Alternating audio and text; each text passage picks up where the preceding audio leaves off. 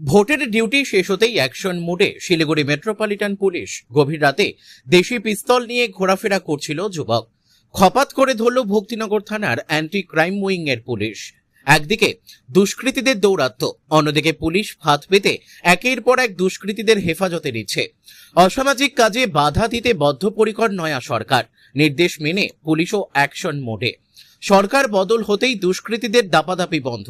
জানা গেছে, গতকাল গভীর রাতে ভক্তিনগর থানার অন্তর্গত ইন্দিরা গান্ধী ময়দান সংলগ্ন এলাকায় দীপঙ্কর রায় নামে এক যুবক ঘোরাফেরা করছিল। তার কাছে একটি দেশি পিস্তল ও 2 রাউন্ড কার্তুজ রাখা রয়েছে। গোপন সূত্র মারফত সেই খবর পায় ভক্তিনগর থানার পুলিশ।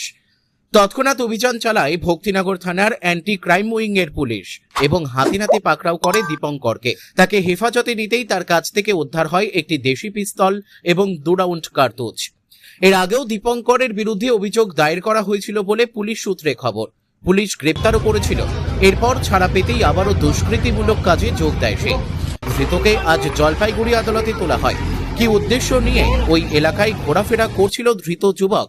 বিক্রির উদ্দেশ্য ছিল নাকি কোনো অসৎ উদ্দেশ্য নিয়ে এসেছিল, তা খতিয়ে দেখতে রিমান্ডে নেওয়ার আবেদন জানানো হয়েছে জলপাইগুড়ি আদালতে। Bureau report, Dooars news 24।